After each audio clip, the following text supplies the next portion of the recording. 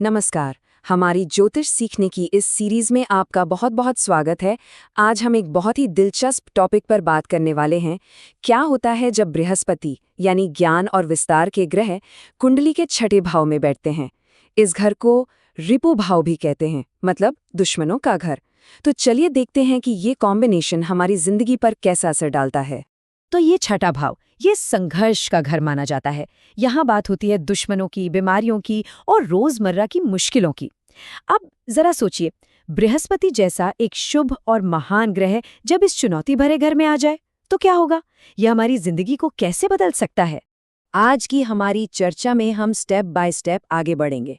सबसे पहले एक छोटा सा परिचय, फिर हम बृहस्पति और छठे भाव को अलग अलग समझेंगे। इसके बाद देखेंगे कि जिंदगी पर इसका क्या असर होता है और आखिर में हम कुछ चुनौतियों और बृहस्पति की खास दृष्टियों पर भी नजर डालेंगे। तो चलिए शुरू करते हैं। छठे भाव में बृहस्पति का होना, इसका एक सीधा सा मतलब है संघर्ष के जरिए ज्ञान का मिलना। ये एक ऐसी प्लेसमेंट है जहां इंसान मुश्किलों से लड़कर ही समझदार बनता है। चलिए इसे थोड़ा और गहराई से समझते हैं। अच्छा, इस कॉम्बिनेशन को अच्छी तरह से समझने के लिए सबसे पहले हमें इसके दो मुख्य किरदारों को जानना होगा। एक तरफ है बृहस्पति और दूसरी तरफ है छठा भाव। चलिए एक एक करके इन्हें जानते हैं। बृहस्पति, जिन्हें हम गुरु भी कहते हैं, ज्योतिष में इन्हें महान शुभ यानी द ग्रेट बेनिफिट का दर्जा दिया गया है। ये ज्ञान, धर्म, सही मार्गदर्शन, विस्तार और आध्यात्मिक विकास के ग्रह हैं। मतलब ये जहां भी बैठते हैं वहां चीजों को बड़ा कर देते हैं, फैला देते हैं, एक तरह से अपना आशीर्वाद देते हैं। और दूसरी तरफ है छठा भाव। ये हमारी जिंदगी के थोड़े मुश्किल पहलुओं से जुड़ा है, जैसे कि दुश्मन, बीमारियां और हर तरह का संघर्ष। ये वो मैदान है जहां हमें चुनौतियों का सामना करना पड़ता है। तो अब सवाल ये उठता है कि जब इतना शुभ ग्रह इस चुनौतीपूर्ण घर में आता है तो होता क्या है। तो चलिए अब इसी सवाल का जवाब ढूंढते हैं। देखते हैं कि जब ज्ञान का ग्रह संघर्ष के घर में बैठता है तो हमारी रोजमर्रा की जिंदगी में बृहस्पति की ये ऊर्जा दिखती कैसे है। सबसे पहली और बड़ी बात यह है कि जिन लोगों की कुंडली में ये योग होता है वो अपने दुश्मनों को अपनी बुद्धि और रणनीति से हराते हैं। वो सीधे लड़ाई झगड़े में नहीं कूदते, बल्कि धैर्य और ज्ञान का इस्तेमाल करके मुश्किलों को सुलझाते हैं। उनका तरीका बहुत नैतिक होता है। और ये कोई हैरानी की बात नहीं है कि ऐसे लोग अक्सर उन प्रोफेशंस में मिलते हैं जहां दूसरों की मदद की जाती है, जैसे डॉक्टर, टीचर, सोशल वर्कर या फिर कानूनी सलाहकार। दूसरों की सेवा करने में ही उन्हें अपनी असली खुशी मिलती है।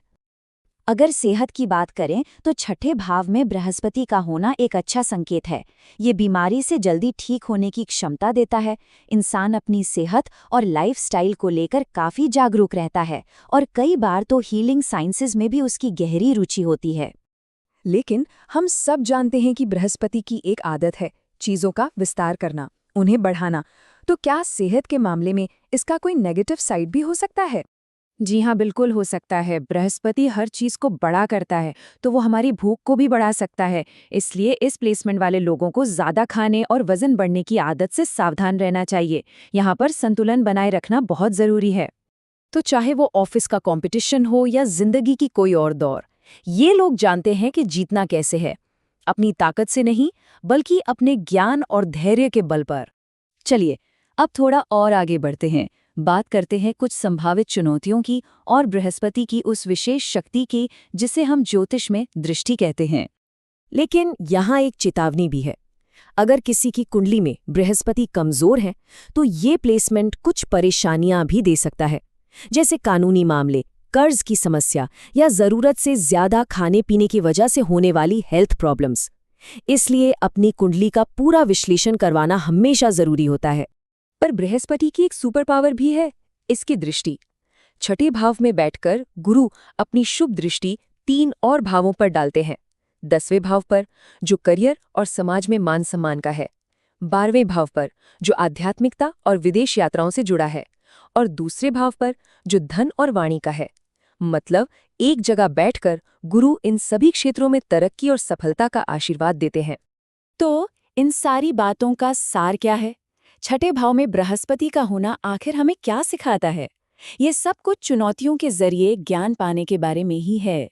ये प्लेसमेंट अक्सर ऐसे इंसान बनाता है जो बहुत जुझारू और मेहनती होते हैं, समस्याओं को सुलझाने में माहिर होते हैं, मुश्किल में फंसे लोगों के लिए उनके दिल में दया होती है और वो सेवा से जुड़े प्रोफेशंस में काफी सफल होते हैं।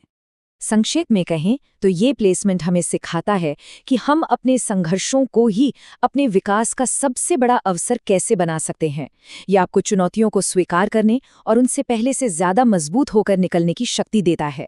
मुझे उम्मीद है कि छठे भाव में बृहस्पति की इस यात्रा में आपको बहुत कुछ सीखने को मिला होगा।